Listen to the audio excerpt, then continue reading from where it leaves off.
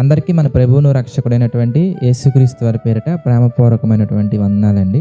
ప్రియులారా, ఒక మంచి ఫాదర్ ఎప్పుడు కూడా తన చిల్డ్రన్కి అన్ని విషయాలలో అనుభవం ఉండాలని కోరుకుంటారు.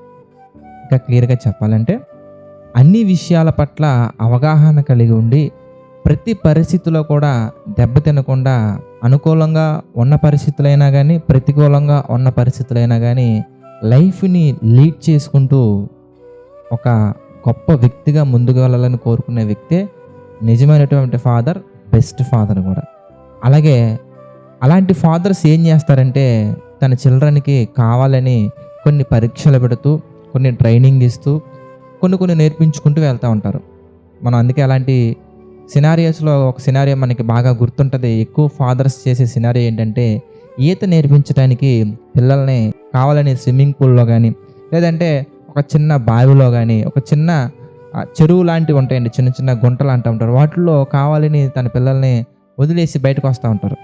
దాని అర్థం వాళ్ళని విడిపించుకొని లేదంటే వాళ్ళని వదిలించుకొని వెళ్దామని కాదులే, కానీ కొంతకాలం వదిలినా కూడా కొంతకాలం వాళ్ళకి ఆ సమయంలో ఆ పర్టికులర్ పీరియడ్లో వాళ్ళకి కష్టంగా అనిపించినా కానీ వాళ్ళు ఈత నేర్చుకోవాలనే ఆ ఆలోచన మనం గొప్పదిగా తీసుకోవాలి. కానీ నన్ను విడిచిపెట్టాడు, నాకు ఈ ప్రాబ్లం వచ్చిందని తండ్రి మీద అలగొచ్చా ఆ పిల్లలు? అలగకూడదండి. ఎందుకంటే భవిష్యత్తులో నీవు గొప్పవాడిగా మారాలని ఈ దినాన కొంతసేపు మీ ఫాదర్ మీ విషయంలో చేసింది నిజమే, మీ విషయంలో చేసింది న్యాయమే అయి ఉంటే కనుక మన జీవితాలలో కూడా దేవుడు కొన్ని పరిస్థితుల్లో మనం ఎలా ఉండాలి, కొన్ని పరిస్థితుల్లో మనం ఎలా నడుచుకోవాలి అనే విషయాలు మనకు నేర్పించడానికి మన జీవితంలో ఎప్పుడూ చూడనటువంటి గొప్ప ఆశీర్వాదాలు వస్తూ ఉంటాయి. అదేవిధంగా మనం ఎప్పుడూ ఊహించినటువంటి ఎదురు దెబ్బలు తగులుతూ ఉంటాయి. అందుకే వీటి గురించి పౌలు గారు మాట్లాడుతున్నటువంటి మాట మనం గమనించినట్లయితే ఫిలిప్పీలకు రాసినటువంటి పత్రిక 4వ అధ్యాయం 12వ వచనం మనం చూస్తే, దీన స్థితిలో ఉండనెరుగుదును, సంపన్న స్థితిలో ఉండనెరుగుదును, ప్రతి విషయములోనూ అన్ని కార్యములలోనూ కడుపు నిండియుటకును ఆకలి కొనియుటకును సమృద్ధి కలిగినటకును లేమిలోనుటకును నేర్చుకొని ఉన్నాను. ఎలా నేర్చుకున్నారు పౌలు గారు? ఎందుకంటే దేవుని యొక్క మహాకృపను బట్టి. అదే విషయం మనం కొలస్సీలకు రాసిన పత్రికలో మనం చూడొచ్చు. అన్ని విషయముల యందు నాకు కార్యసిద్ధి కలుగ చేయుటకే నాలో క్రియాశక్తిని కలిగించి దేవునికి కృతజ్ఞతాస్తుతులు చెల్లించుకుంటున్నా అని చెప్తారండి. అక్కడ దాకా ఎందుకు, మనం కింద వచనంలోనే మనం చూస్తే 13వ వచనం మనం చూస్తే, నన్ను బలపరుచు అని ఎందే నేను సమస్తము చేయగలను.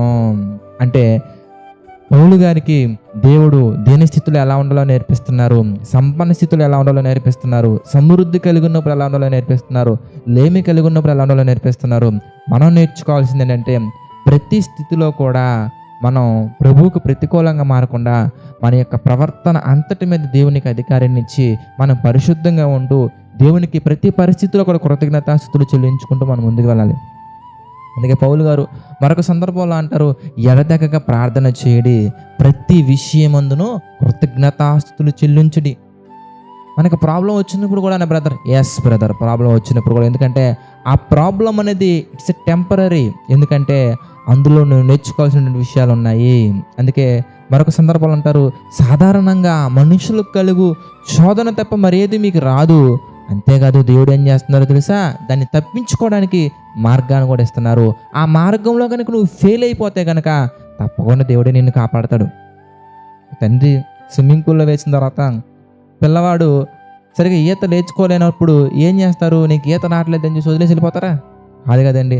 మునిగిపోతున్న వేళ, దెబ్బతింటున్న వేళ, నీకు చేతకాని వేళ ఆ తండ్రి వచ్చి చక్కగా పిల్లవాడిని దగ్గర తీసుకొని ఎలా ఆదరిస్తారో, అదేవిధంగా దేవుడు నేర్పించే ఈ విద్యలలో కూడా, దేవుడు తెలియజేసే ఈ జీవిత ప్రయాణంలో కూడా, దేవుడు మన పక్షాలను నడిపించే ఈ జీవిత ప్రయాణంలో కూడా దేవుడు ఏం చేస్తూ ఉంటారంటే మనకి ట్రైనింగ్స్ ఇస్తూ ఉంటారు. ఎక్కడైతే నువ్వు ఫెయిల్ అయిపోతూ ఉంటావో అక్కడ ఆయన ఎప్పుడు నీ పక్కనే ఉంటారు. నువ్వు ఫెయిల్ అయినా నీ పక్కనే ఉంటారు, సక్సెస్ అయినా నీ పక్కనే ఉంటారు. ఎందుకంటే సమస్తమును నీ ద్వారా చేయించాలని దేవుడు ఆశపడుతున్నారు కనుక ప్రతి పరిస్థితుల్లో కూడా ప్రభువుకు అనుకూలంగా ఉండాలని మనస్ఫూర్తిగా కోరుకుంటూ ఈ నా మాటలు ముగిస్తుంది. ప్రార్థన చేసుకుందాం అండి.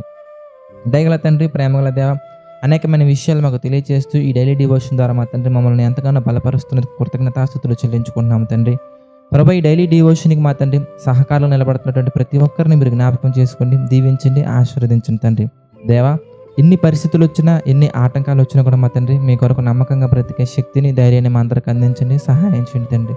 ఆర్థిక, ఆరోగ్య, మానసిక పరిస్థితుల్లో ప్రభు కృంగిన ప్రతి ఒక్కరిని మీరు జ్ఞాపకం చేసుకోండి. వారి కృంగిన హృదయాలను మాత్రం లేవనెత్తండి, బలపరచండి, స్థిరపరచండి తండ్రి.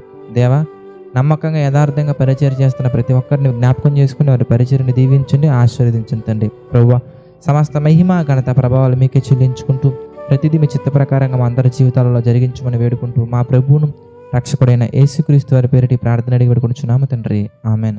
అందరికీ వందనాలండి. God bless you all.